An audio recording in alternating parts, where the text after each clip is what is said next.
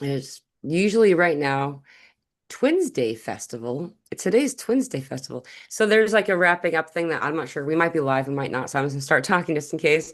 Good morning. Yeah, it looks like we're live. Good morning. I am higher vibrations and so are you. And today is a awesome day. We have so much energy flowing through. It is the 1st of August for the Northern Hemisphere. We're right in the middle of Lionsgate energy, all kinds of crazy stuff going down. The Mercury Kazemi yesterday kicked my booty. I was so glad that I didn't have to do much. And it was a pretty profound quantity of energy that's still emanating through us. Our ionosphere is completely like gone for the most part due to all of this strong energy coming off of this massive sunspot. It's just, I'm really fascinated by all that, but we'll get into it further. But I'm just saying all that now. So any of you in the audience who are wondering, because there's a lot of ascension symptoms that are increasing right now. Any of you in the audience that are wondering, anybody else? Yes. The answer is yes. Just pretty much anything, fill in the blank. The answer is yes right now. My daughter and I both didn't sleep like for anything till well after sunrise. Like there was so much energy. We had three timeline jumps. We had all kinds of stuff going on. So anyway, hold in there. We'll keep an eye on the comments and I'll try to integrate and let the ladies know and whoever else joins us for this live what you're commenting and what you're saying. So anyway, having said all of that, I want to say welcome to my guests. We have two beautiful souls that I love talking to. We connect often, for both of you. I don't have any particular order I'm going to go with, so I'm going to go down under first and then up. So we have Kara. Kara's here. You guys have seen her before. She's joined us in these meetings, these shows.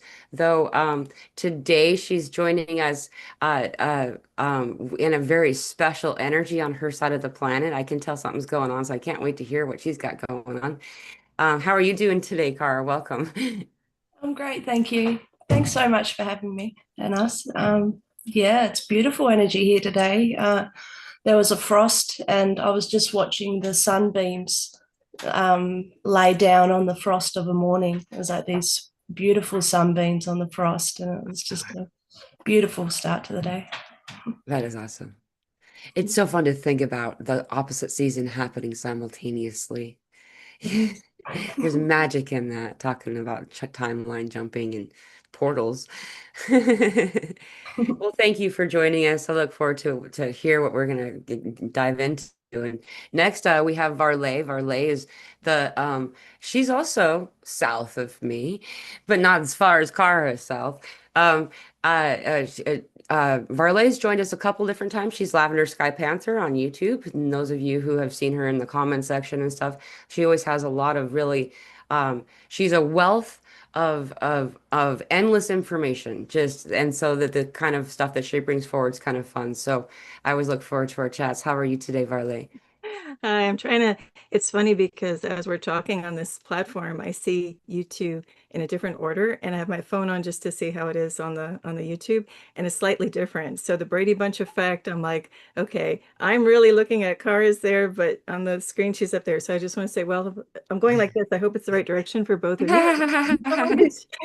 because I want to go like this, but it's not going to be right on the screen. But anyway, thank you. All is well. I guess we can just say, hey, welcome to August. Let's see what happens, shall we? Yeah, yeah, that's really all you can do. Like I mean, there's other things you can do. Don't bring your phone or sunglasses on this ride because you'll probably get smashed. Like it feels like it's a roller coaster. You're like, okay, keep your arms and legs in at all times, people. Yeah. And this particular ride that we're on is rather profound. I wanted to show you guys really quick in the audience, though it doesn't come up very well often when I try to. Oh, I'm clicking the wrong thing. The live Schumann, what's happening on the Schumann right now is pretty. We were talking about it before we started the show. And I just wanted to get, oh, it's changed a little bit, it's grown, but the blackouts that we've been having, and you see there's a strike right in the middle, but then there's another blackout, right? And then over here's a blackout also, like on the other side. So blackouts, blackouts tend to mean timeline jumps. Almost always. In fact, so here's a historical screenshot I took. This is the same example. It's just showing you. I know. It's because it's an app on my phone is why I do this instead of just screen share with you guys. But anyway, so this is the example of what it actually looks like if you take away that other part. So just letting you guys know that the Earth is feeling it too. The ionosphere stripped down. There's a massive sunspot that just turned into view, and this massive sunspot is sending a shock wave around the sun, vibrating and changing the very frequency of itself, of the sun itself. And this will be Earth facing just in time for Lionsgate. So just in case anyone's curious about that. Yeah, it will. And a lot of flaring up of emotion right now. You like I heard that. I think Varley, did you mention it? I can't remember. No. I must be I bet it was the comments. I'm also reading. I multitask and I don't. But anyway, this emotion flaring up right now. I've been feeling it too. Like just feeling like, are you guys experiencing that? Can we talk about Ascension symptoms for a minute? Yeah. What's your experience like right now? Yeah, I did. I'm feeling a lot more grounded today, but the last 2 days I really had to stay like grounded and go back to the heart because I was feeling emotion, not so much in my body, maybe in my gums, and but yeah, there was a lot more focus into meditating and just stuff coming up and working through it, and a lot of self care and just being gentle with myself and Yeah. it's okay. Like everything's okay. Yeah. And you get to hold yourself like a mother. Yeah. That's really the answer to it. And you know how annoying that is to tell to hear that when you're not in that healing part yet, ready to do that yet. That's just like, gag me with a spoon. Remember they used to say that? Gag me with a spoon. Valley girl. Yeah. What about you, Varley? Have you been noticing the swell up of any of this? Well, I haven't had the emotion thing, although I feel a buildup. Mhm. However, I had an aha moment in the kitchen today. It's just the inordinate amount of sleep has just been so annoying. Like it's sleep, but then also up all night, like you're saying. It's this weird, Yeah. it's like I could be up 24 hours, 36 hours, and then the next it's like, no, you're just gonna sleep for 24 hours, and then it's up, and then it's the restless leg syndrome. So it's just all over the map with sleep, no sleep, that kind of dichotomy. But today was one of those just sleep, but I'm like, oh, but I got to do this, this, this, and this. And then a little voice said in there, do you really? Like, does it matter? It's like Mhm. Friday to Monday. Do we care? And then I'm like looking at the list. I'm like, you know what? It doesn't really matter. Like Mm. I could do today. I could do it then. And everything is about just slow down. And so the aha moment in the kitchen was, yeah, why so much sleep? It's really starting to annoy me. And Yeah. then also the intermittent, like no sleep at all. It's just throwing us off, right? But then the aha moment was, you know why you need to sleep so much? And I'm like listening, okay, yeah, let's have it. And it's because the energy that if I'm up, I might be eating a little, even though my body doesn't want anything. That's the other weird contradiction, right? And so, but I might be taking something in, and the body is saying, but if you are doing that, then the body doesn't have the energy to start working on this either healing or transforming because the energy is now working on digestion. It's diverting the energy from where it needs to go. So I'm like, Right. okay, you know what? That makes sense. I know that with like medical things and healing, if you are eating and the body's telling you no, but then their doctors are trying to throw food at you or whoever, your family, out of Right. goodness of their heart, they want to give you comfort food, but you're just like, it's always listen to the body. Yeah, And then you need part to of that eat. You part sure? of that body wisdom is, hey man, leave me alone because I need all that energy and strength to heal over here, not to worry about digesting these pesky things, right? But Yeah. all part of that is also the slowing down so that there's time to do this healing, whether it's emotional or physical or all of the above, right? So I'm like, okay, whatever happened in the kitchen, all right, I get it. But it's still, it's like past our comfort zone, right? To just go that extra slower And then you look at the Hopi prophecy, that one of them, that's or elder's message from the 70s or whatever, is saying when the world is speeding up, you yourself slow down. And that's Yeah. exactly it, right?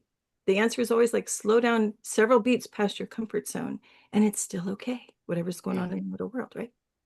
Yeah, It's definitely. That's incredible because I had something similar recently where I'm usually cutting wood, to keep the house warm. But I was really tired and I was getting low. And I just put it out to the universe. And then my sister's husband called up and said, "Hey, would you like some wood?" And so I felt so blessed that I can just relax and ground, and I was still supported through that. It was really nice. Check you out, Colin Abundance. That's awesome. It was so nice. Yeah. How many chucks could a woodchuck chuck if a woodchuck could chuck wood? Sorry, it came in. Yeah, I'm gonna read a comment just to kind of go with this because this is Rose Matter jumping in. She says, "I was in such a pissy mood yesterday. I spent forever trying to transmute some of my anger emotion as AF. Root issues, figures. It's all about the ancestress or ancestors. That's Jules next. And there's like a conversation going on. Like, so Mia's talking about, yeah, me too. I was also in the yucky mood too and spent time clearing it. Also felt it this morning and did the same, and like they're going back and forth, feeling like it's hormonal or what's going on. And I just kind of want to echo back, uh-huh. Like, and I know it's not hormonal because I'm like, I know the wind, my cycle window just closed not too long ago, so we should be steady.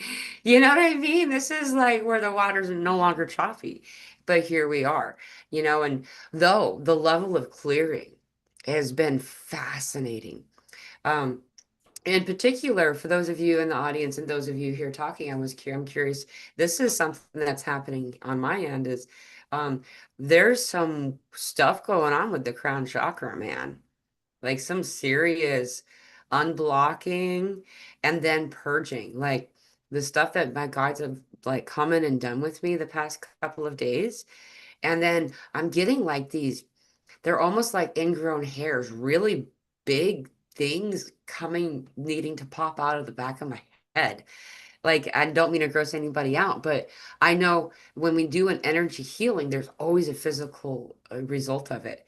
And it's all like around the back as well as on the crown chakra itself. These like, and so, along with this, a lot of weird headaches, a lot of third eye and up this way and around the eye, this whole area, a lot of stuff going on. Is anybody else having those kinds of experiences? It's interesting you said that because just before we went on live, I was, doing a meditation and it was all about the crown chakra, wanting to expand out. And I had felt the headachy thing on and off, which I never get. So I found it really surprising that I just had a random, Yeah. so-called random headache. And the back of my head too. Like I had like greasy hair for a couple of days and I washed my hair and I'm like, what's going on? Yeah. So it was just some kind of, poor clearing out. Yeah. Well, Mila, when you're talking about the agitation and that energy, and maybe people are popping off and saying, just expletives that they wouldn't normally say and stuff. I was just giving the image of those old Looney Tune cartoons with Tom and Jerry, and where, you see the red level is like rising up. They're so angry, and then all of a sudden the steam blasts out of the ears. But it makes sense. It's like we're like volcanoes. It's like we're taking on a lot of frustration, a lot of baggage, and we got to release it. It's like a pressure release valve. It's got to come out from somewhere. So it's going to come out, like you're saying, and like with the crown in one form or another, or many, right? Mhm. And our mouth is like the volcano where it just blows, and then, you're going to get some fiery words, but hey, it's releasing it, and then we don't have to keep that in anymore, right? It's just going to just tear up the body if we do. Yeah. And maybe taking on not just our stuff, but we're feeling this like hum of the engine in the background. It's not our noise, but we're feeling it and then we're expressing it, maybe. Yeah. Yeah. Yeah. Mm. And it's if when you were talking, this came in to just maybe help everybody listen to know this too, is that what they just said when Verlia was speaking is that has is this is connect very much to how the root sacral and solar plexus chakras have shifted into a new something. That was touched on very briefly in the show with Josie the other day, but there's some real, it's like, it's like, I don't know how else to show it. It's the metamorphosis of it is very much the difference between a caterpillar and a butterfly. Like where you wouldn't know they were connected unless you were told or seen somehow, were guided to understand it. And so working with these chakras right now, and they're very much connected to this crown stuff and this emotion stuff. So what is, you got fear. Fear blocks the root chakra. Then you got guilt. Guilt blocks the sacral chakra, and then shame blocks the solar plexus.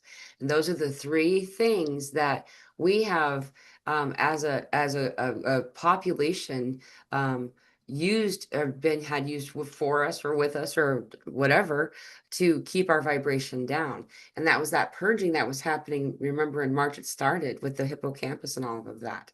So as that naysayer voice, that uh, voice in the back of your mind, that whatever it is leaves, then this thing's now changing to something different. Yeah. Yeah, you know what I mean? Totally, totally. It's when you actually look back, it has been a real profound cleansing process. Yeah, Like, what a year. yeah, yeah, yeah. It's crazy.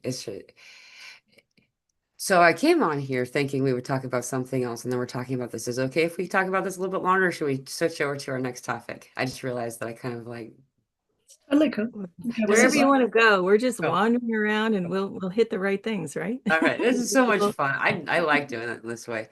I just want to let you know, everybody in the audience are here. There's a self saying hi. They're resonating with what we're talking about. P factor, love yourself, hug yourself. That's right. A lot of this type of, I think I just have a lot of unprocessed emotions as Rose Matter, which is exactly what a lot of people are in right now. I realized that it was me. I was excuse me, it was me. Realized it was me. I was the most angry with. And I needed to accept those feelings because they were aspects of me that needed to come home. Yeah, that's integrating the shadow self. What we call this, we've been calling the shadow self because of Freud, and I don't like the choice of those words because that also implies evil. That's what we've long associated shadow and dark with, is this unkind, sinful, evil, vindictive energy, and it's not that at all. Freud said that there's a shadow side because it's the unintegrated side. Also, you could use the word inner child, and it would mean the same thing, exactly the same thing. And instead of a dark night of the soul, that's why the dark night of the soul came. That was Freud. And that dark time, we can use a different word now, right? Because it's a light being shown on the soul is what the dark night of the soul is. Yeah, it feels funky, but what's happened is you've been guided up to the attic of your 7-generation ancestral home, and no one's been there except to add crap for those 7 generations. And then all of a sudden, an amazing explosion of the soul happens. Crazy light shines in every crevice, every corner, every pile of dust and shadow, every, you know, cascading pile of scrolls and skeletons in the closet are all highlighted. Now, if you don't know what's coming, if you don't know what that's going to, and even if you do, we often find ourselves to be very overwhelmed at first at the initial glance of what's before us. And we'll often go through that whole, okay, well, maybe I can just pretend that I didn't know that that's there and go back to the matrix. You know, maybe I can take that blue pill and go back into the matrix, and you can't after you've seen, and so, but right now what's changed is it's like we're turning on these lights on purpose now. It's like now we know that they're there. So in some way, we're having a global, what people would have called previously the dark night of the soul, but it doesn't feel funky in the way it did before. Yeah, it feels funky, but it doesn't feel like it like deep depression like before. There is sadness. There is depressing kind of feelings that that highlight themselves as they come up. But it's about healing these things away during this Lionsgate window, is from what I'm getting. So, are you guys experiencing this stuff coming up? I'm just curious if it's, Yeah, I'm excited. When you were talking, it was exactly about the painting I wanted to show you. I just felt guided before I come on. I did this in 2013. hold on. I gotta make you big. Just a minute. I'm sorry. I gotta show everybody. This is really cool. Where's the thing? There it is. Thank you. Yeah. So, the sea is the sky, but basically it was like all negative comes from the positive and goes back, the duality of the negative going, the dark or so-called shadow going back to the light or the source that all is. So it was just showing the ever-ending cycle of what we experience, between the moon and the stars and the seas of what we are. It's just that it all has a purpose if we can find it, and just remembering that we're all that big light. So whatever is going on, just remember there's a circle. There's nothing stopping from the connection to the two, yeah. Well, thank you so much for sharing that with us. Thank you for letting me share it. Wow. That's beautiful. I love the imagery. It's gorgeous. And Yeah. what, as you're speaking, I think, another thing is about that. It's just the other aspect. It's always in motion, right? Uh, And like you're saying, it's going back in, and it's reminding me of the swirling of those that sign that came up in March 24th, like the galaxy, like the arms moving. It mm, could be galaxy moving and expanding. It could be black hole moving, the momentum, but there's always something, right, in motion. I It's love very that. and frequency. definitely. That is a beautiful, and everybody's commenting about it. Beautiful art. So cool, Cara. I love that. Something feels very familiar about that when you showed it. I'm like, wow, Yeah. very profound. Yeah, and I'm not an artist either, so for me to Oh, do it, yes, you are. You a could have fooled painting, me. it's just a channel. Like, I love comics and cartoons, but yeah, it was just obviously something channeled in the moment. So Awesome. There's something about the being in the bottom that was supposedly darkness, but it didn't feel like it either. It was just kind of an understanding that this is just how it is. And again, not putting a judgment on light or dark, like you were Yeah. talking about earlier, Mila. And while you were talking, Mila, the imagery of the sun came up, and just for this reference, if we look at the dawn as looking to the horizon to the future, and the sunset as looking at the past, and we're standing at like noon position, the way the light is when we're just in our moment or now moment, there is no shadow, and we Yeah. can look at it, we can glance to the past and the future. And that's why all of these life reviews that we've been saying keep coming Yeah. up, and they've been hitting me strong this past year, all bubbling up. And it's the kind of thing where we say, well, I thought I dealt with this already, or I didn't even know that was there. And but yet here it is. Yes, you are going to process it, but it makes total sense, because as somebody transitions from this world, and I sat with somebody who did that, that was all we were doing, was like suddenly all the hurts and the wounds came up before the person left this plane or this realm. And then the baggage was lighter for where they were going, right? So it makes sense. Wherever we're going, it's going to be toward something lighter. And so, yeah, we got to kind of drop these bags off. We don't need them anymore, and look at them first, and then, kiss them, wave them goodbye with love, right? Right. But yeah, they must be seen, and then lovingly also, like you said, like nurtured, held, and let go, right? Yeah. And allowed to be who they naturally are. When we have usually edited them off, that's actually why where the Freudian thing is, that Freud had said that, and it's correct. Usually these aspects that are these shadow aspects, or the inner child of us that we've edited off, we edit it off when there's judgment or criticism or correction made by family, parents, peers, our social, employment, school, all kinds of different places where we're like, And I still get it a lot from people. It's really funny. And I know I can feel their intention most of the time, not every time, most of the time when someone's, and the way I would translate that was someone's trying to peer pressure or even bully me to be more like everybody else. Sometimes it's real subtle and they don't even notice they're doing it, I don't think. But there's love code on it most of the time.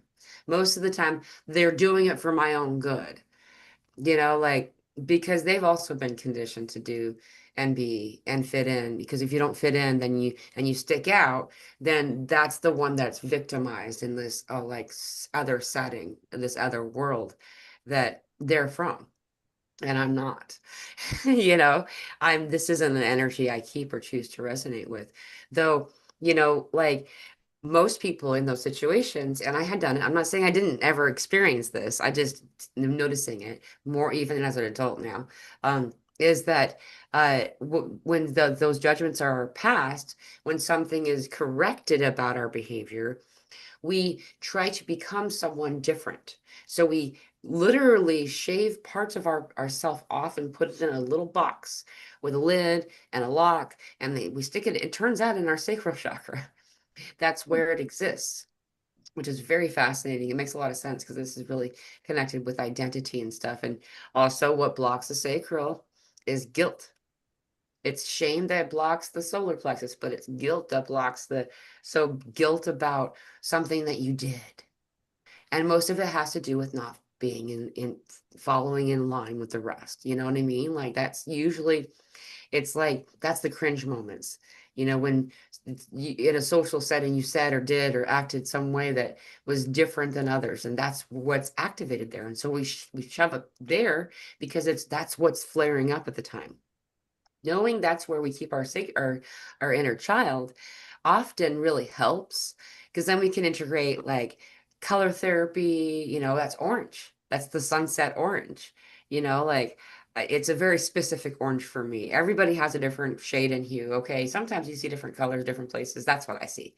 And I'm going to just say that, read this comment. I'm going to give it to you guys because Josh Fuller is here and he had commented saying a couple of things that really goes along with this topic.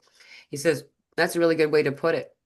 It makes me regarding the inner child stuff. It makes me think that it's no longer a dark night once the light is shown upon it, and not even that dark nights are that bad anyway. The dark night can be one of the most beautiful times, starlit and dappled in moonlight, and it was just really beautiful. And also true. Like if you know what you're doing, if you know what's happening, I mean. And that's why we're talking about this right now, it turns out. Isn't that funny that we're talking about this? Needs to be talked about during Lionsgate, because Lionsgate is when all this Shazam comes up. All of this stuff comes up on its own and it says, oh, cool. All the energy is here for me to heal. Here I am. And they just kind of like the way I visualized it just now, that was so funny. It's just your inner child, like all these kids just flop themselves in front of your feet while you're trying to walk. You're just like, you know, but it's time to heal something. Then it says, pick me. When there's everything that we need to heal it, then everybody shouts at the same time.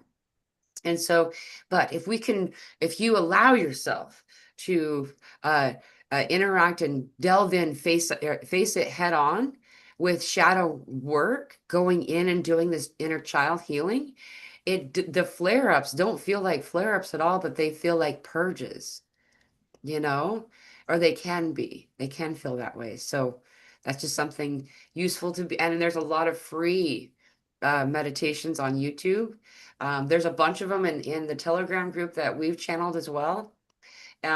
Of this inner child shadow work going down into the sacral chakra. I don't usually always call it that in the title because we do so many things in our meditations, but whatever way you can do it, that's what I encourage anybody right now to do, would be to do shadow work or something like it. Really feel it as you're talking about it. Like I was focusing on my sacral and, just picturing that happy kid, that joy energy, and I've even got like chakra flags, and the sacral has a smile on it Oh, fun. on the flag. And I just pictured that as you're talking, as yeah, Yes. just yeah, it's love. It's lovely to see some light shed in all these areas. I'm grateful. And I think when you're talking about the landscape, it's like so Leo energy, like so Leo is you're reading a paper on the ground, that you're reading a newspaper, and then the cat's just going to come sit right in the middle of it. It's like, look at me, look at me. Yep. But it's also the symbol is like the heart, the love and the sun. So it's all good, but it's like, Yeah, look at wet this. flopping down right on your keyboard. Yeah, right, wherever you are. And it's a reminder, like, what's more important, hugging this cute little fuzzy thing or, whatever, click, click, click on the keyboard, right? Yeah, yeah.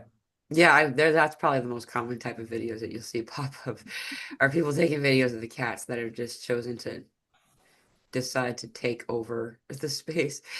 But it's this very lion energy right now. We're in the gateway of the Lionsgate portal now.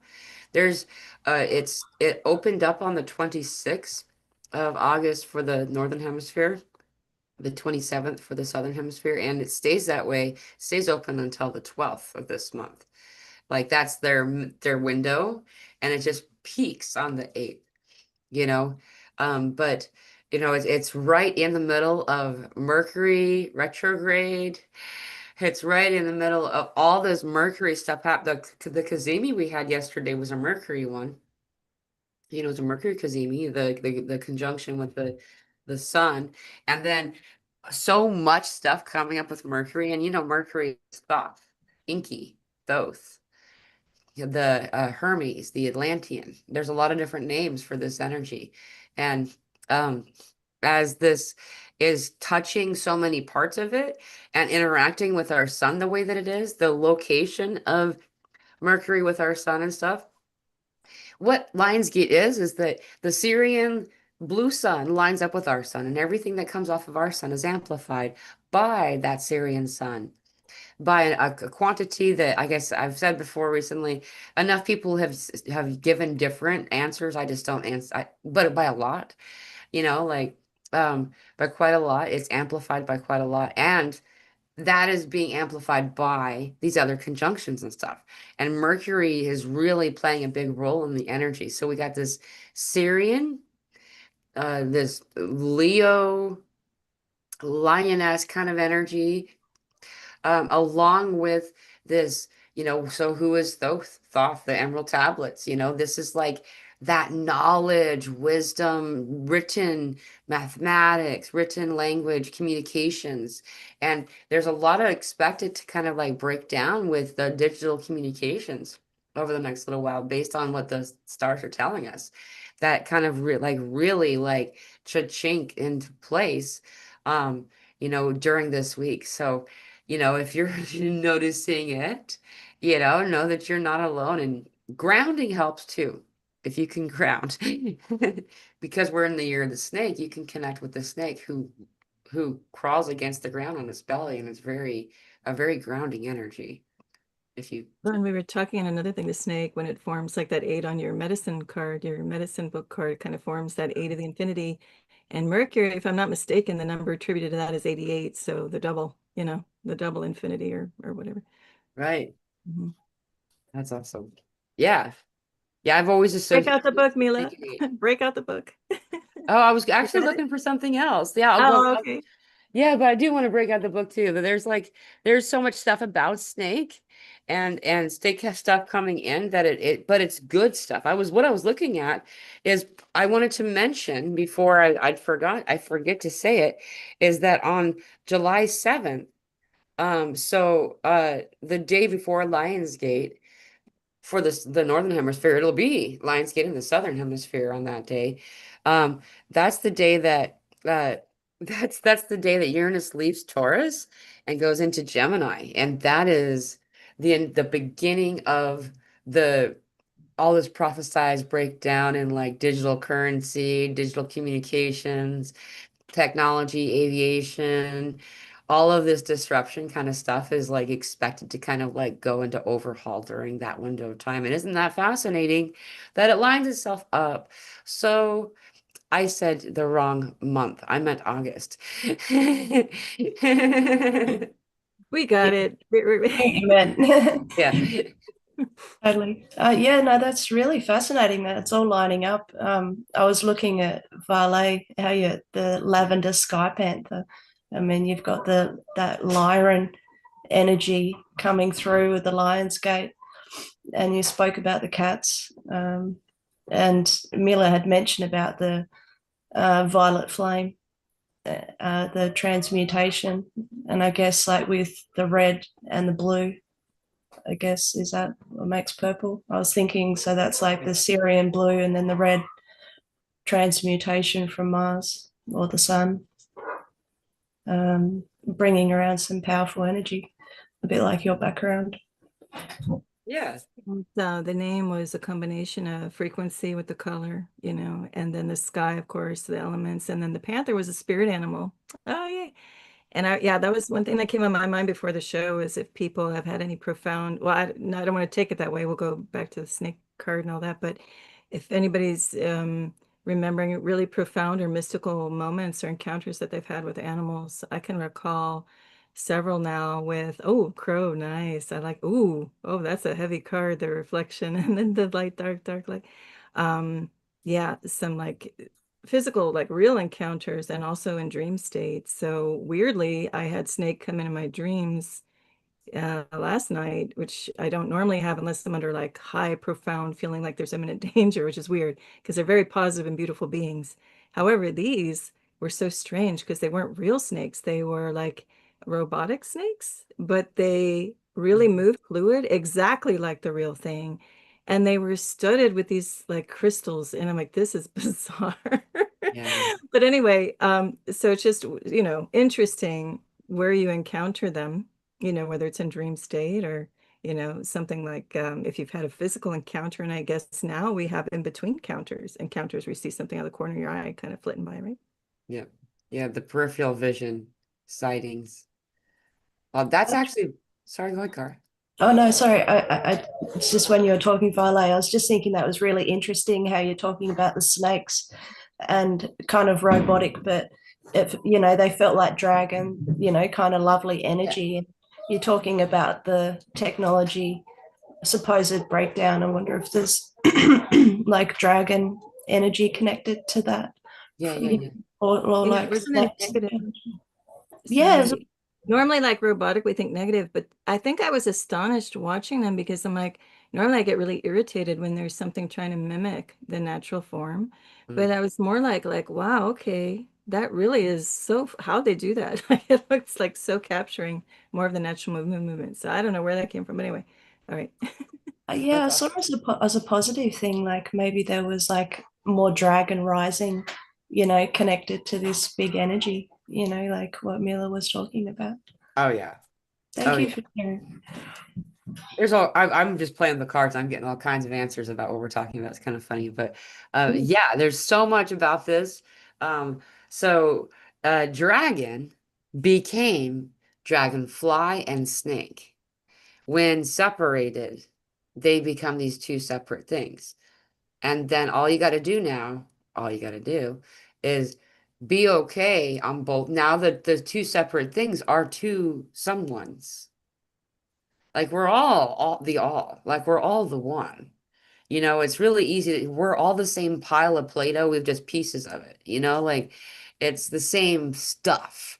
And I know that there's like a lot of conditioning that we have to unwrite for ourselves, like unlearn, before we get to that full acceptance of the fact that we're all the same pile of Play-Doh, but knowing that, so too does the separation occur that as they are the same one, they are separate. So how do you rejoin? Well, you get rid of all the crap that's blocking the two. In this example, let's assume these three fingers are some kind of like healing barrier that need to be able to be resolved so they can become, because they're stuck, they have to stand up. And so this merging of the snake with the dragonfly, because the dragonflies are this mystical, amazing magic. Every time dragonflies show up, something amazing happens in my life. Like, and I can't count how many times in places where they're like, that never happens here, where all of a sudden, like, a huge migration moves through of these dragonflies. Like they're non-migratory. They're not, like, and it just, but they're just like, they just show up and then something magical happens. You know, there's a story that's told about dragonfly too, in the way of, I believe this is the Lakota tradition, but everyone has a different story that's similar to it. It's that when you take a moment and look into the wings of dragonfly, its iridescence, its opalesque nature, it reflects colors and sacred geometry to you that only you in that moment will ever see. It's a code designed for you. And this is why mosquito exists. Did you know that? Mosquito exists to code the bats and the dragonflies with your DNA. Now that dragonfly with your DNA within it, having consumed it, because they eat like 100 mosquitoes a day or something like that, or lots more probably. I think it's at least 100. Um, and now they're coated with your DNA. And then when they see you, they show you it's like light language, what you're meant to see to activate you. That's why watching a dragonfly is so mystical and so fast, so beautiful. And this is the ancestor. They actually say that dragonfly was tricked, or the dragon was tricked to separate, to become two. He was tricked by Coyote, who's the jokester, the trickster. And but he was tricked to do it during the absent moon. And when the moon is absent, it was like an eclipse, I believe. That is what they meant by the absent moon. Then it can't turn itself back. And that's the story. So it's kind of fun because then you can like kind of like unwrap like the code that's inside there. You pull back the sheets, and you're like, wow, there's something really amazing inside there. But Isn't there a lunar eclipse tomorrow? Or am I mistaken? 8/2? I thought there was. yeah, there probably is. If you said it, let me look it up though. I know that Yeah. we have a handful of things happening that I, my life has been so weird. I am in that noon of every single day that you talked about, like in this moment, So like, but I know we have an eclipse coming up, Oh no, I think I got it wrong. I don't know. I thought something was happening. September 7th Okay. is the blood moon eclipse. All right. Then I jumped a timeline or something because I could have sworn there's something about August 2nd in the heavens, but okay, it wasn't that. It's the first quarter today. So Okay. I know that. And then tomorrow, Yeah, I don't know. there- there's a Okay. handful of really cool stuff that's actually going to happen. There's the lunar occultation of Antares on Sunday. I don't know what Civic Day is, but that's on the 4th. I'll pass Uh, on that one. what is that? I'll pass on Civic Day, whatever it is. Yeah, I guess it's or Canada. I was going to say California. Yeah, while we were talking, I got crow, dolphin, and owl too. And what's really fascinating about snake is that owl, snake, and bat are all in the same category. Meaning, if you get one of those three all in the same category, um, when you go through a rite of passage in many native traditions, at least in the earlier years, I don't know how, but it's like a rite of passage, puberty kind of window of time. Um, then you will receive your totem. And if snake, or owl is in your totem, then you begin being raised as a shaman. You're everything. They're like, most times people figured it out before then, but they're pretty powerful totems. And if you want to know any of the answers to any of the stuff that, because these animals do, they come, these are our teachers, our winged brothers, our slithering sisters, all of these different beings are wisdom bringers. And so all you got to do is go to any search engine on the internet. If you don't have a book or something, you don't need a book like me. Um, and you just type in the search engine the name of the animal and totem, and then usually put meaning will pop up at the end of it. You can use that if you want. And then it'll give you like 17,000 results. Really, like there's so many different examples. There's a lot of different cultures and groups of people who utilize this. And you'll get to find out what they mean and what they say and what they're saying to you. And then something else is the direction that they're going, their behavior in the moment that they're presenting themselves also means something. I don't use the cards nearly as like my cards. Look how they look so nice. Like they're not beat up. Like the color's still real there.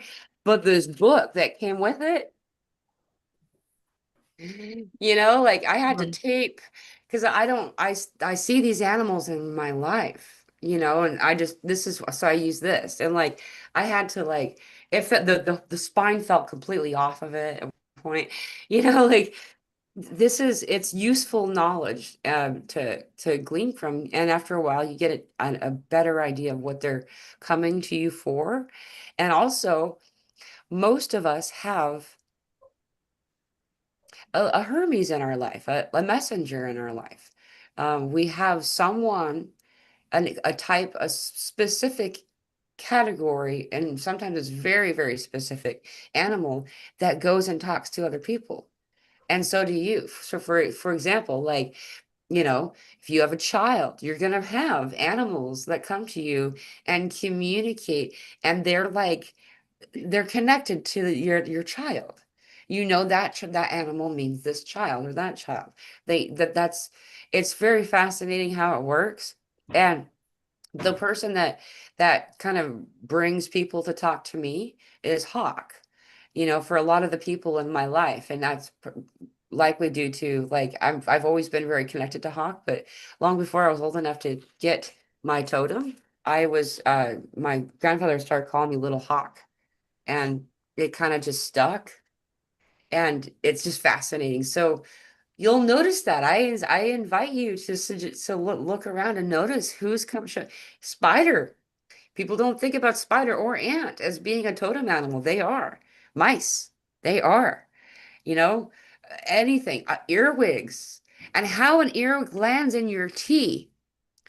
Like there's all this.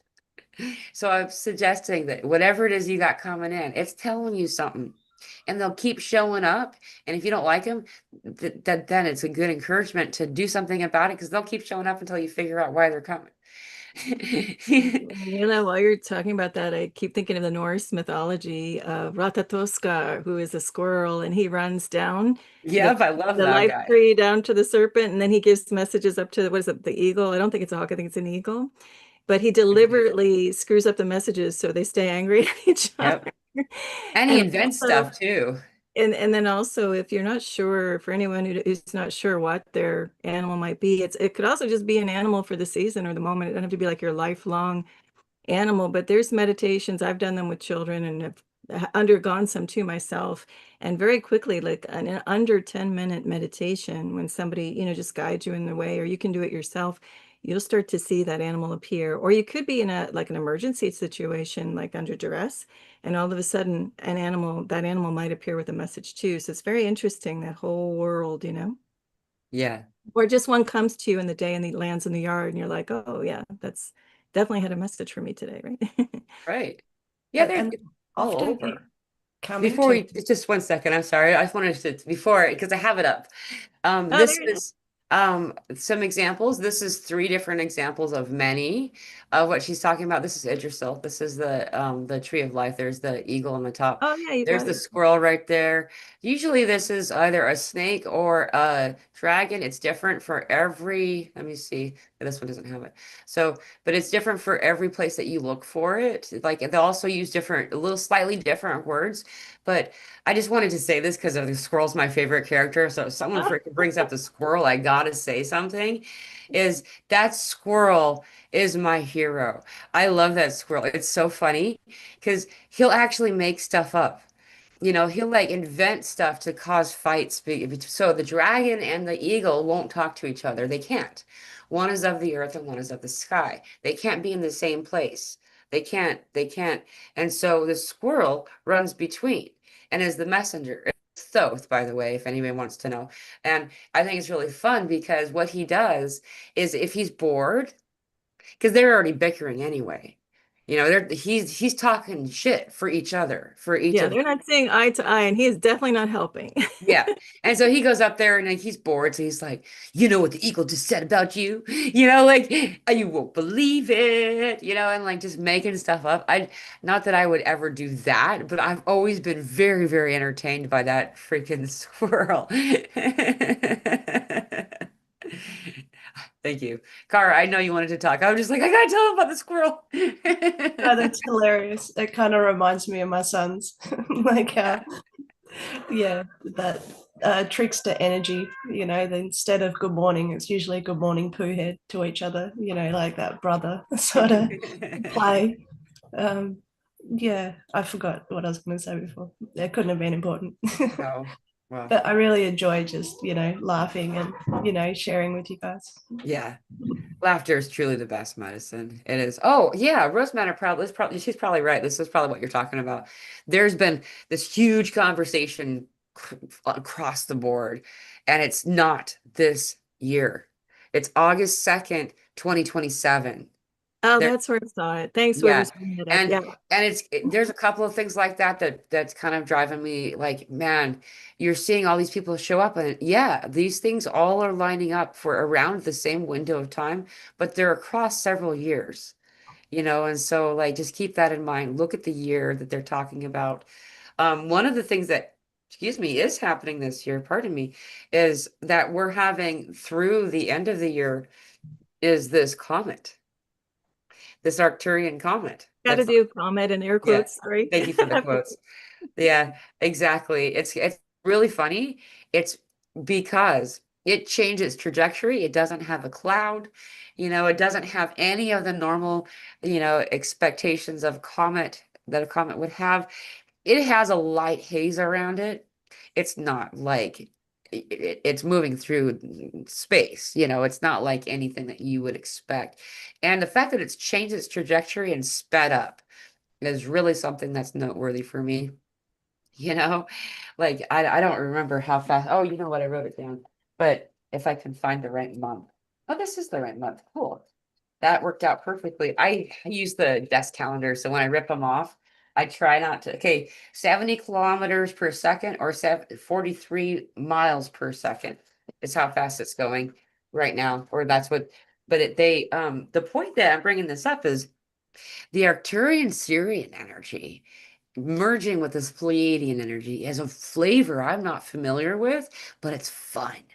It's all about laughter, knowledge, and it's like the coolest class you were ever in. Like you leave there like becoming an expert and you didn't expect that because you're having too much fun. You didn't realize you were doing anything? And Mhm. that's where we are right now.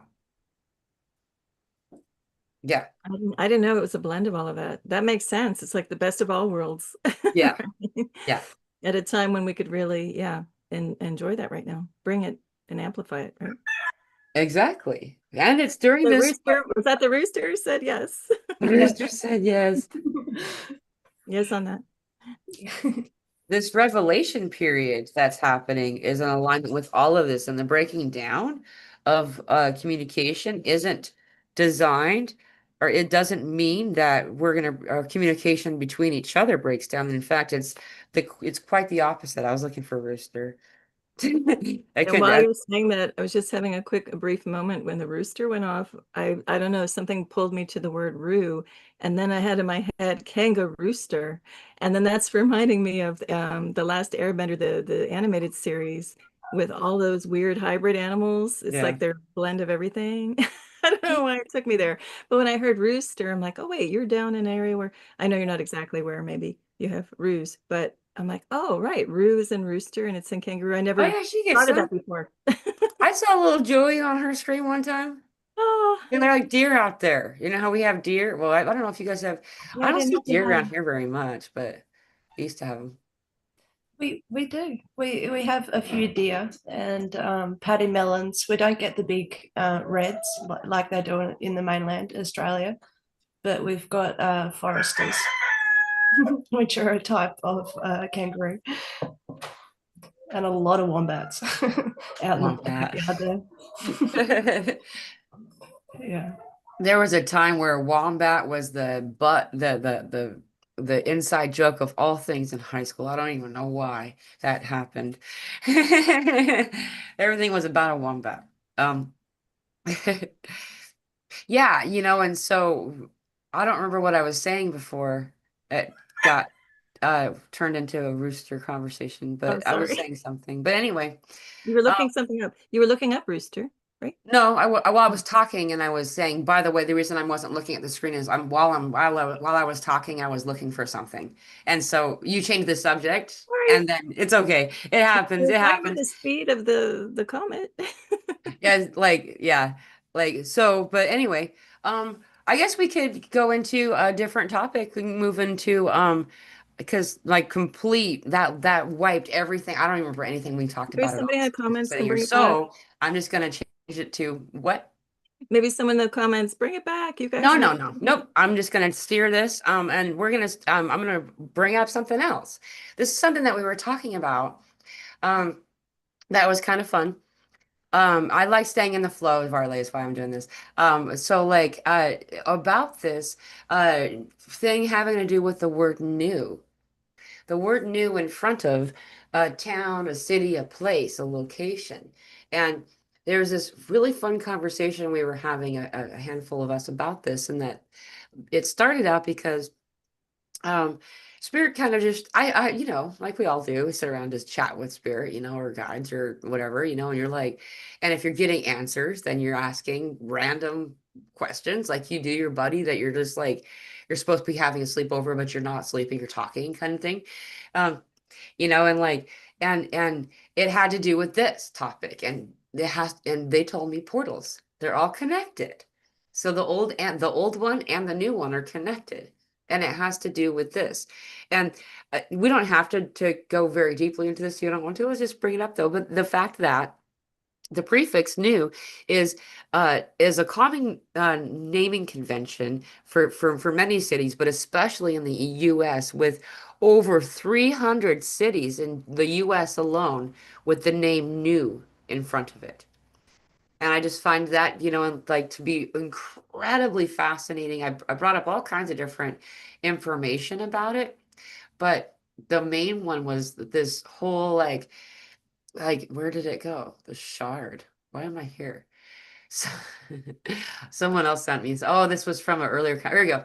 Um, is that this was really, really fascinating, and then I'll see where this goes.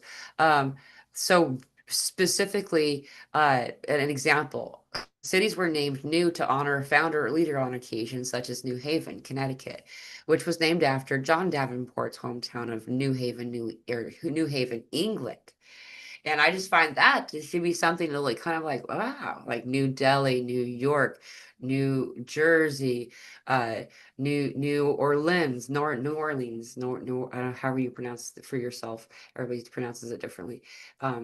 Depending on where you are living. I'm sure that I know there's a correct way to say it, and I always feel like I'm being a pompous ass trying to say it the way that locals do.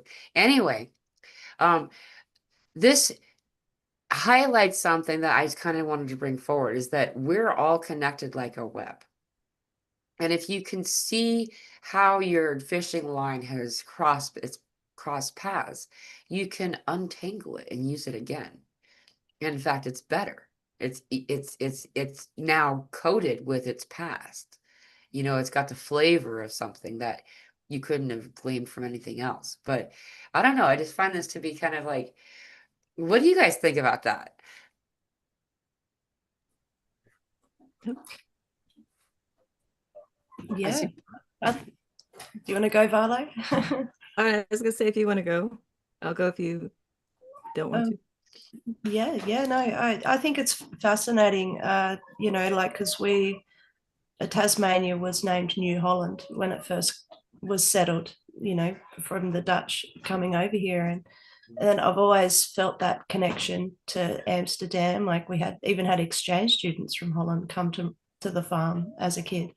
And my sister went to Holland as an exchange student. So there was always some sort of connection to Holland, even, you know, as a child. So it's funny how, you know, these places with new in them, like you Yeah. mentioned about New Caledonia, with the, you know, the French colony as well. You know, that I remember going there, and that was a fascinating energy to be in. Yeah. So yeah, it's definitely something like the Amsterdam as well, like breaking of the dams. You think of dragons and the areas that these places hold, and what's shifting and reawakening. It's exciting. New Amsterdam. Yeah. And the French Connection. And the French Connection leading to the Ark of the Covenant and leading to the Jesus line. The biological DNA is really what the Ark of the Covenant concept is. Or the chalice, what's it called? I forgot. Holy Grail. Um, like I can't believe I forgot that. You know how many times I've watched that Monty Python version of that movie? So, I love them movies.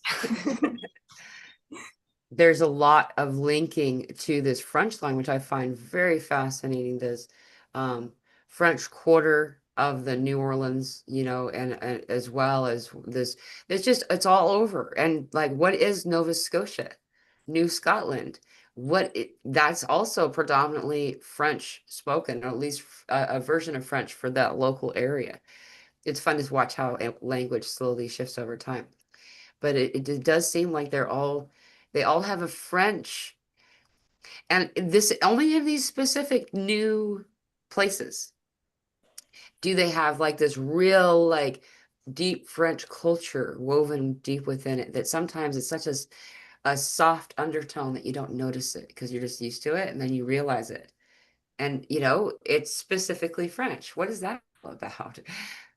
I don't know. That's interesting. I went through my DNA ancestry recently, and you know, my mother was a French, and um, I looked through mum and dad's, you know, and the longest history I could find back was on the French line, more than the Morris. Interesting. Mm. I just keep saying line as you guys are talking, that the French thing, like nouveau, it's all about lines. You know, you got bloodlines, phone lines, ley lines. What I kept saying when you're talking about the string, yeah, it's a thread connecting us all. And that little child's game with you have the telephone with the string, and you got a can on one end and the can on the other, you're still connected. It looks symmetrical, you know, if you just flip-flop the cans, you know, but it's like anchoring. It's also showing me like a family tree, so that those in the one area, they're putting their little mark on the other thing, that you're still going to be connected to us just because you went over here, you're further down the line. Again, the line word keeps coming up strong. We're still, you know, you're still part of us. Remember where you came from, kind of thing, right? Right. It's, you know, I'm still holding the other end of that string. And it's just an energetic connection and holding, you know, that. And maybe there is something about portal, like you started the whole thing with. Could be that forms the literal portal, you know, the stamping, kind of the, like with a thought, I can get to that place because it's marked by new, you know, so it's just like temporal or whatever markers, you know. Yeah. And also an anthill came up. I don't know why, because like the opening, you know, is the portal, and then the tube, that underground, something big with underground, with all of that was coming to me too, like underground connection of this line, you know, not just above. Yeah, there's a lot of this stuff about the relieving of the tunnels, the releasing of what's energies in there. And when people say that word, or the reference to the tunnels that often go to this dark place, and that's, you No, know, I don't deal with 5% of the tunnels with that it I'm because, referring to here have to do with yeah, what that. no, and for Excuse me, there me, was I was no, talking. oh, Sorry. sorry. You mind if I finish? Is it okay? Yeah, no, I Just didn't real mean quick. to. I forgot. Anyway, what were you saying? No. I was just saying there's absolutely zero darkness when I was seeing that. And I'm so sorry. I forgot you get into that. Yeah. It makes me think, you know, like it's, you know, there's so many beautiful crystals, and, you know, it's like a bow system, you know, like our body it is beautiful, and it's a cleansing and organizing process. And, you know, Yeah. yeah.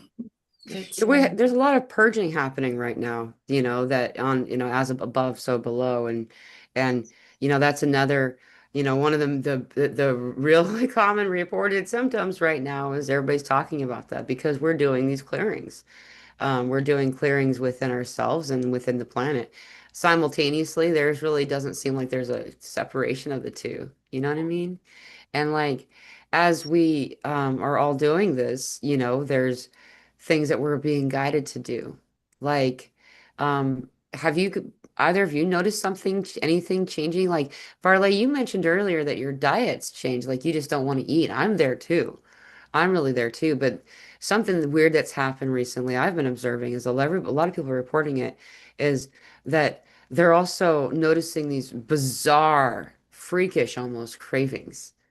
And I've not really had that, but I have noticed like I thought about Twizzlers the other day. I did not buy them. I don't have any desire to eat something like that. But and it doesn't taste like it used to taste. And it's not just my palate, you know? Not only that, but it's just not worth it with all that's in there. However, I'm noticing my body's craving that. So it's asking me for something that I used to find inside that product.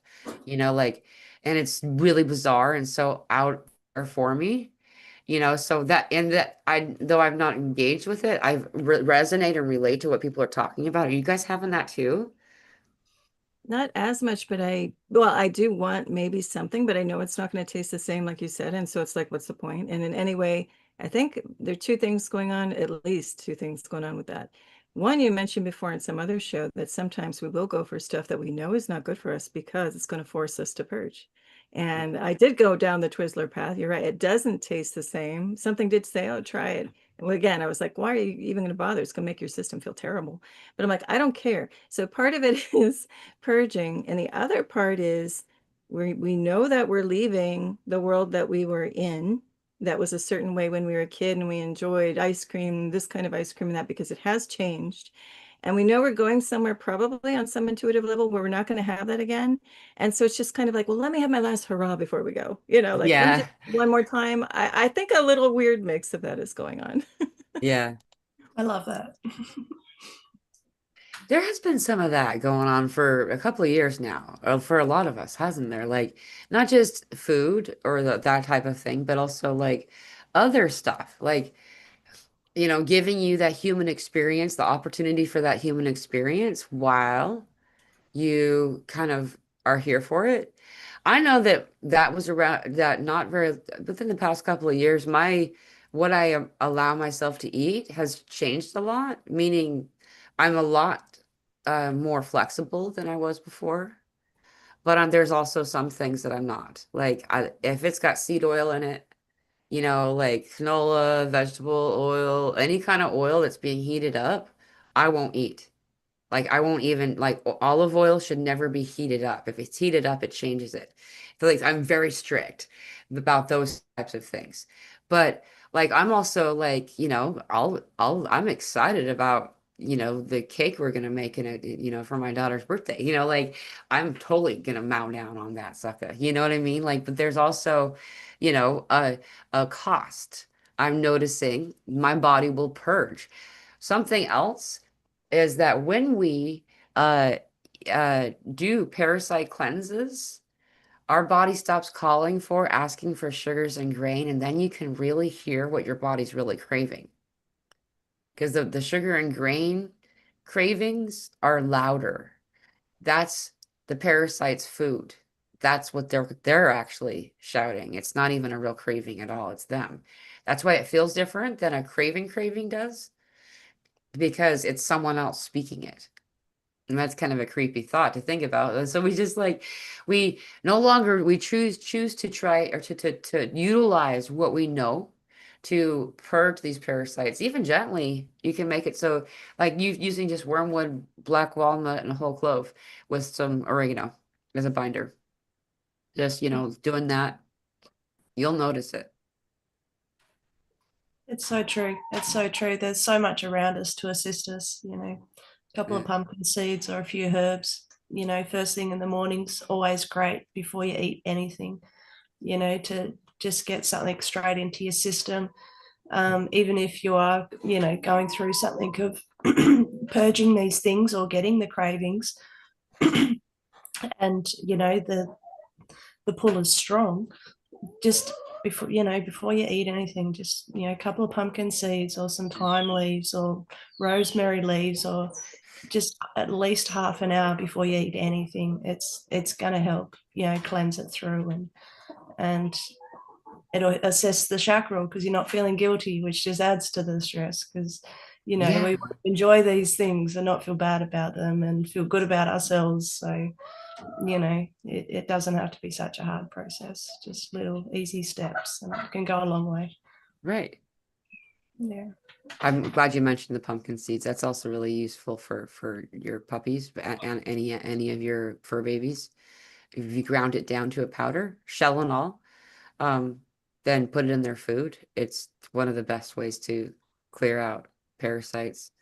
5 jalapeno seeds a day is another way to do it. You can hide it in their food, hide it in your food. Like they are not spicy, by the way. They tell us that the seeds are so spicy, but they're not. They just don't want you to use the best part of the jalapeno. That's why you won't see a lot of examples of parasite based reports in like areas like Mexico and stuff where the jalapeno is really commonly used. You'll find that there's not going to be as many parasites or people with parasite related difficulties. Wow. Like, when was the last time you heard about it? Somebody that lives in Mexico dealing with cancer. Can you think of somebody? I can't. Just saying. The C word is often applied to what is parasites. So, yeah. There's people in the audience also saying that they're having a lot of weird stuff with food, a lot of weird cravings, sugar and stuff. And I wasn't just saying don't, I'm not telling anybody that. Like I said, I'm gonna have so much cake in just a little bit, and I'm gonna have so much fun with it. But like, and I also will have shot chocolate, and I'll do these things. I'm not standing on a high horse here. I'm just saying this is what's best. This is what happens when you do this and you make your own decision, and on occasion I do love to indulge in sugary type things, and then I also pay for it. I feel a very clear response, like Mia says, with then the stomach the stomach gets mad about it, like all of a sudden you start to have some real serious bathroom problems, or you're just feeling, you know um I really like utilizing things like you just said, Car. So just keeping that in mind. Thank you for saying that. Wait a little bit. Also, just a mouthful of spinach before you eat any food, like within like 10 minutes or so. That's why we are always fed salad first. If you eat spinach or something like a spring salad kind of, like if you eat again just one mouthful with it and then wait like 10 minutes and then eat like whatever you're going to eat, even if it's processed, your body will be able to metabolize it, to process it, and digest it so much better. I have been doing a little personal study. It's fascinating. I saw some weird little meme and I'm like, what's that? And so I decided that's why they give salad first. And you always have to wait before then your dinner comes, Oh, like yeah. that's why. That's not ice supposed to be iceberg though. You've said before, way back, in the parsley on the side of the plate, everything had a garnish that you're supposed to eat, but we always just like kicked it off, right? Right, right. You know why they put cherries and pineapple on pork? Pork roast always has pineapple and cherries. Pineapple dissolves and obliterates a lot of parasites, especially the ones that usually are found in the pork. The parasites that are in the pig don't have a problem with heat. I've seen so many examples with people that are like, I mean, the frying pan's popping. It's so freaking hot. The meat is falling apart. It's very clearly cooked. And there's these little freaking little worms. They're taking a video. They're like, that's in my food.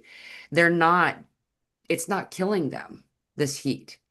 A lot of, and it's not only the ones that people say it's like a tapeworm. That's not the only thing we're talking about here. Like I know that people think parasite, they go there, but there's a whole bunch of different kinds. And pineapple, but it's the cherry pit. Now, I'm not going to tell anybody what to do here because I know that like cyanide is a result of like 50 pounds of seeds. I'm not obviously we're not, or I don't know, a lot of it. I don't know. You're not going to be sitting there eating all the seeds and stuff, but I know um, a small quantity of cherry pit apparently is really, really good for, you know, these parasites. So that's why they do that. Isn't that fascinating? Yeah, that totally makes sense. I mean, I grew up on a cherry farm and I've certainly had my fair share of cherry pips and yeah, didn't do any damage. I'm not recommending eating a whole bunch, but Right. yeah, we always had healthy animals and not many doctor visits. So Yeah, yeah. that's crazy. That's funny how that works. Um, there's probably about another 8 minutes to chat. Varley, do you wanna have anything in particular? You can change the subject if you want. No, I don't. Nothing's coming at the moment other than when Cara was talking about growing up eating the cherry pits. I'm just laughing because I'm sure, well, maybe not everybody, but I grew up in the vintage of types of parents from like the Midwest or wherever, and they're like, "Oh, if you eat that seed, it's gonna grow it, a tree." Yeah, Like, you actually eat a the watermelon. watermelon. Like, you're gonna grow a watermelon seed now, and when you're really little, you're like, "Holy crap, am I? There's no dirt in there. How does that work?" And then you realize they're just joking, right? Yeah. It's dark. How does that, They make you think And then you you're like, wouldn't believe oh, it they're though. kidding. Yeah. Yeah. You wait to see a vine come out of your bum like it's flower or something. That's funny. I have seen some weird stuff in lungs. People, if you inhale a seed, some stuff can happen, but that's a freak, and a really uncommon kind of thing to have happen, like, um, in fact, the seed is like, this is like an atomic, but good kind of atomic energy. It is so full like that. That's why you see commonly the sprouts.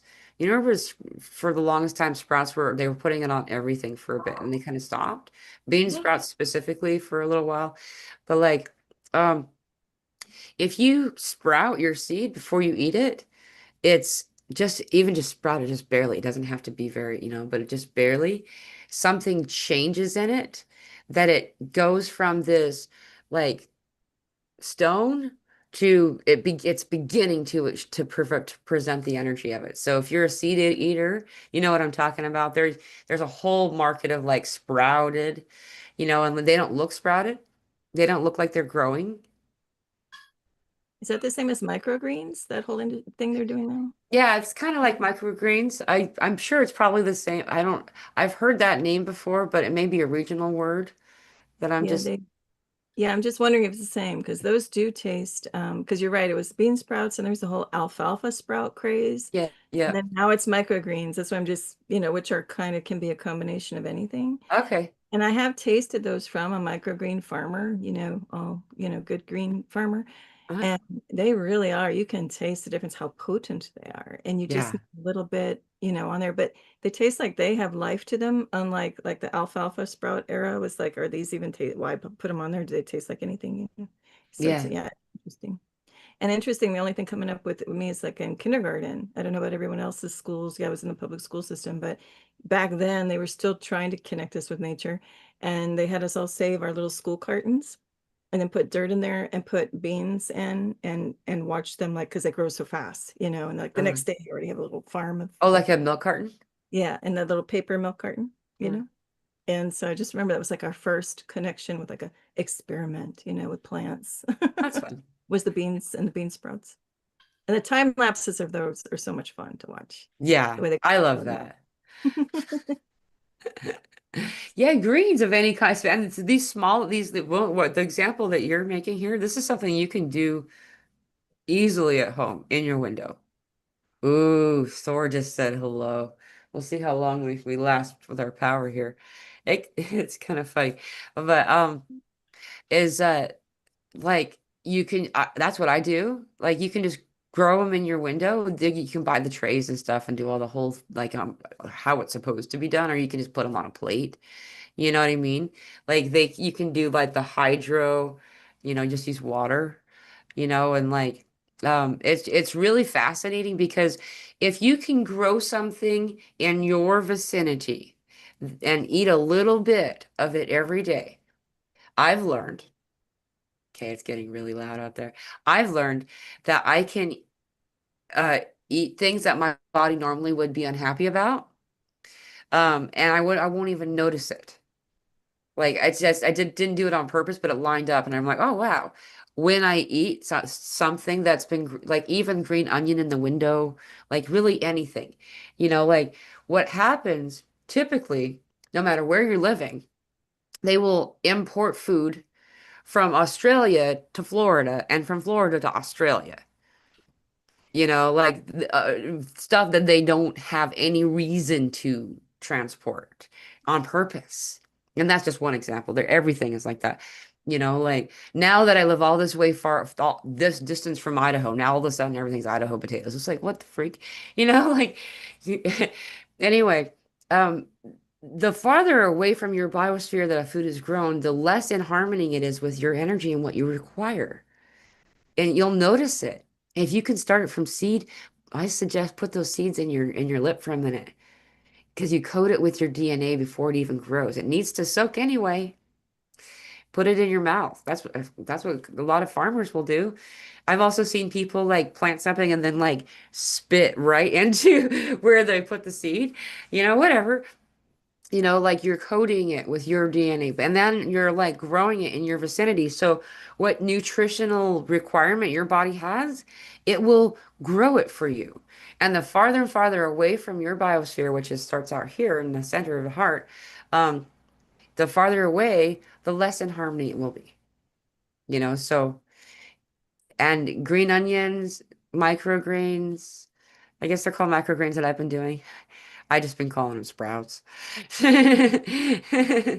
throw a bunch of seeds on the tray, and eating a little bit every day. It's medicine. I also grow oregano in my window, and it turns out it doesn't, I don't think I can kill it. And that's good because it's really good binder. I eat a little bit of that every day, and parsley is growing in the window too. It's also a good binder. There's a lot of different things, and I'm just saying, it's really helpful to do that. So if you can, stick it in the window in a cup of water, a green onion, and it'll grow and grow and grow. You keep cutting off shoots, it'll grow back.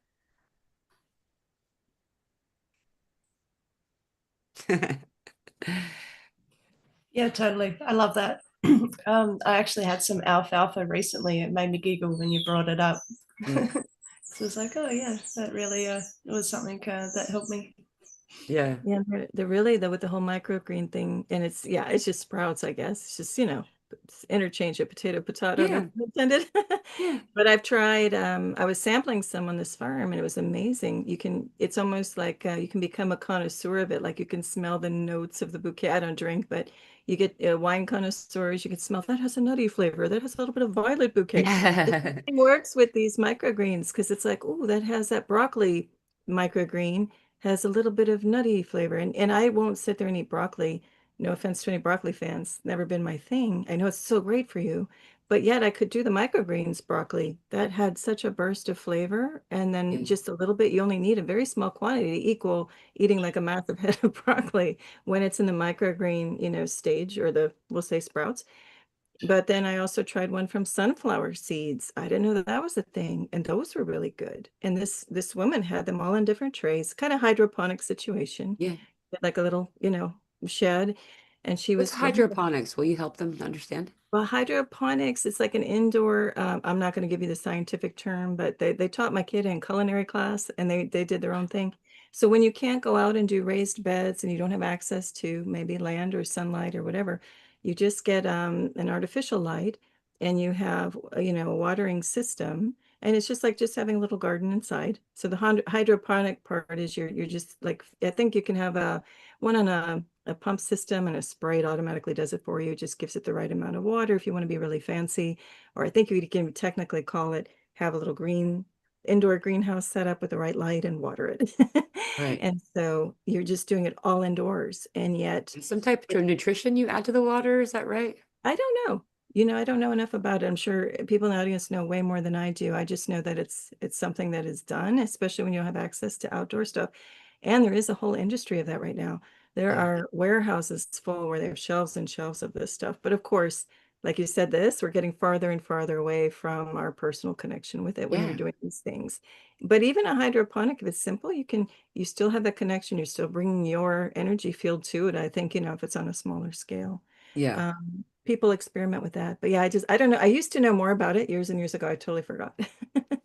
So I'm sure other people It's know more about it's really useful to know because a lot of people don't have the option to do the types of things that we would like to do, like, if you don't have um a soil, or you can't put it in a place like that, that requires.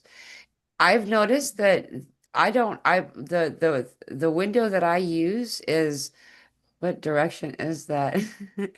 I think it's east facing, but it's amazing how many things thrive in that window. It's not got direct exactly sunlight. And so, but I put everything's planted in soil in the window now. For the longest time, though, that is what I've done, is I just got a cup, just get it, like, usually it's a clear, like a jar that food was in at one point or something, you know, and then I always make sure it's clear. It's the kind of water I drink. Like, that's important to me because you don't need that much water in there. And if a green onion, for instance, if you're doing the green onion thing, you know, eventually you're gonna want to rinse that off and add some different water in there. It really has a very potent onion aroma to it when you dump that out. So just so you know, but that works too, and like, and what Varley's talking about, that's a more technical side than I've not done. I'm just more of that water in a cup, water on a plate, toss some stuff in there and see what happens. Wish for the it. best. And You're reminding me, I forgot to mention the thing that I tasted. She was growing them in coconut husk. So it's like a little mat made of just coconut husk, and you put the seeds in yeah, there with a little bit of water. So yeah, when you mentioned put it in soil, I'm like, I forgot to mention you don't necessarily need soil with what they're doing with these micro or the sprouts. It can be coconut husk, some kind of organic material. So there's right. many innovative things that they're using. So it's a whole nother world to explore of what they're doing and what it can grow in. And then that Right. affects the taste too. Uh-huh. It's fun opening those up. It's fun opening those coconut Yeah. things up because it's like they're like these little pucks. And then it's like you just keep adding water to it and it keeps growing and it ends up being massive. But it's basically a sponge. It's not going to bring any nutritional value to, like, it's not soil. So if Yeah. you're doing that, just for those of you in the audience who wonder, you know, um, so, and yeah, Aaron, water has memory. And so bless that water and feed it to it, with love, with the intention of letting New Plymouth, New Zealand. There's two news in that one. Yeah, thank you, Aaron. Um, yeah, there's a lot of memory that is in our water, in our bodies, that's being shifted and excited and energized and helped by not just our thoughts and words, but also how you code your food, the water that you end up eating and drinking soon, before you do it. You can change that.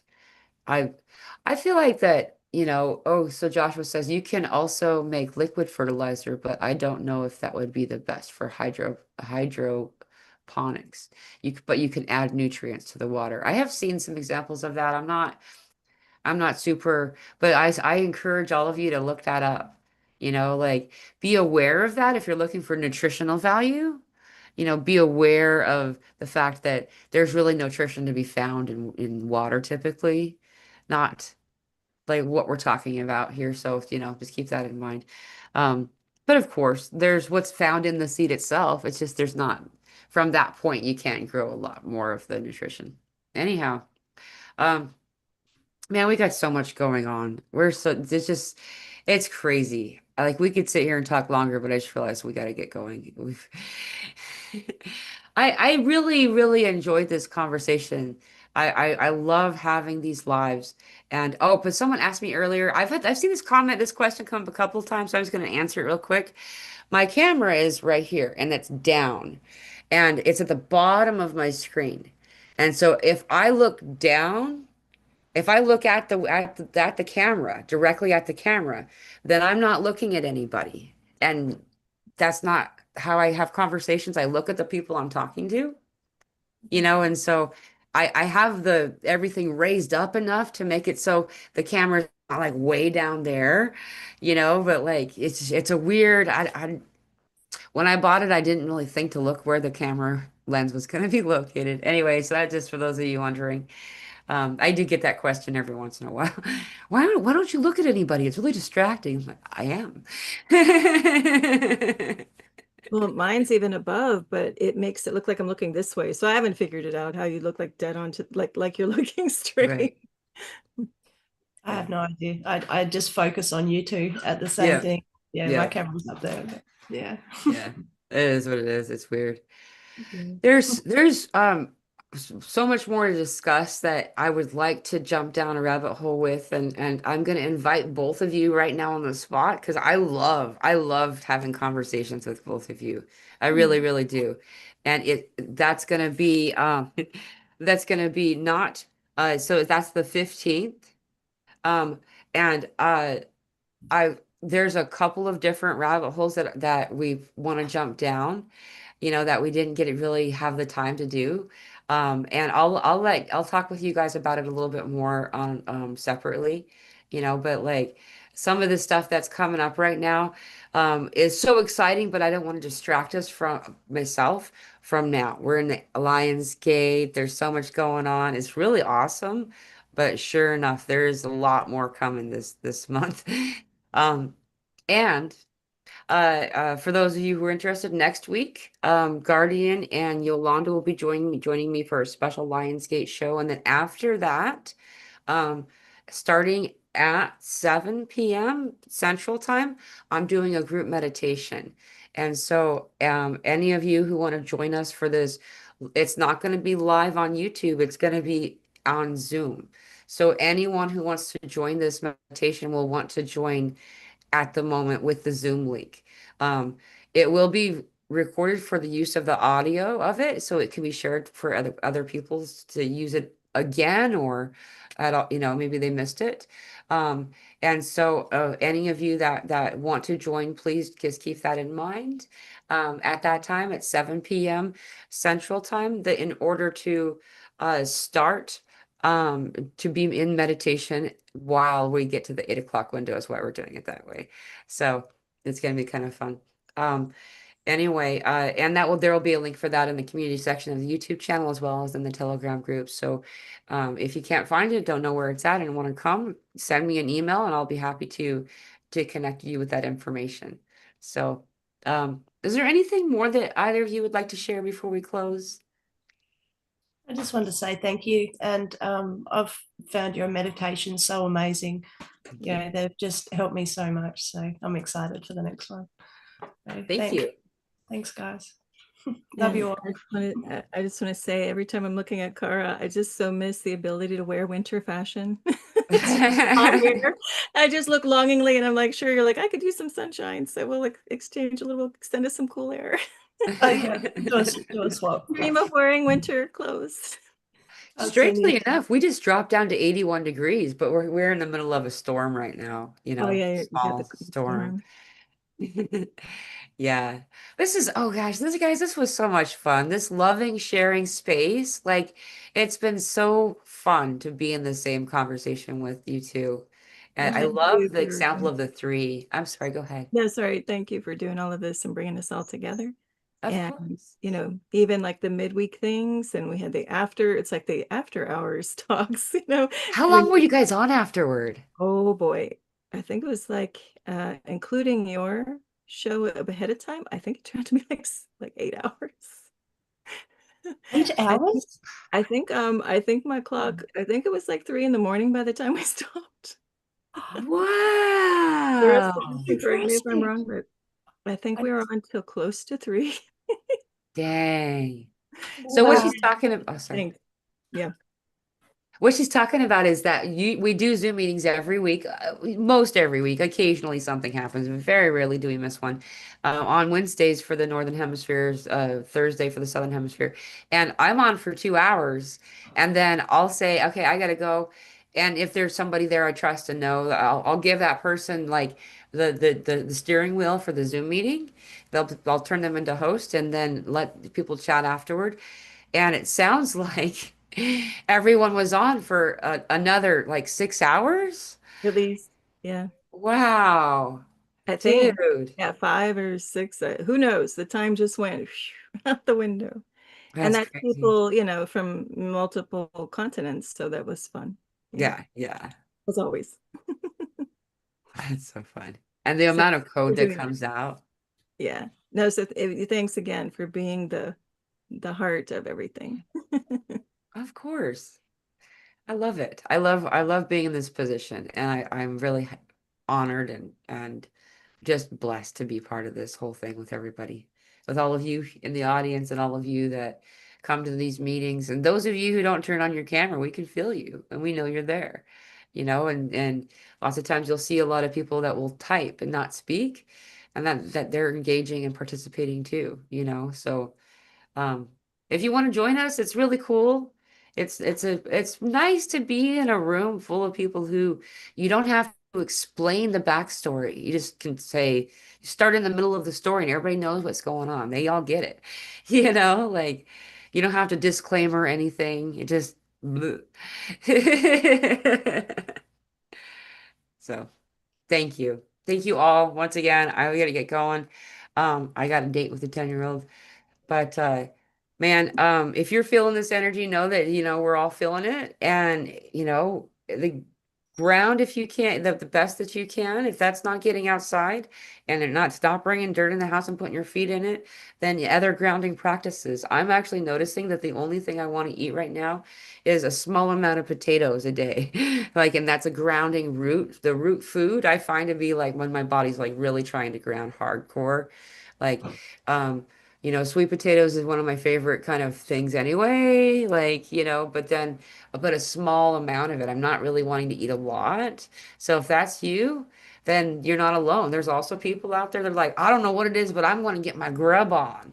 Like I am just like ravenous. I cannot stop eating.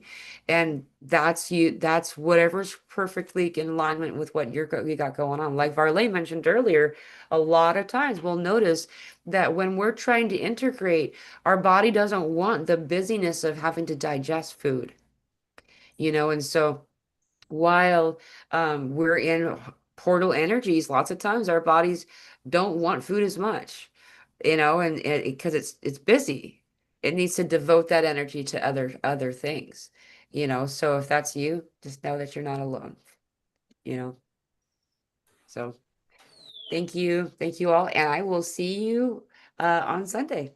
Sending you all so much love.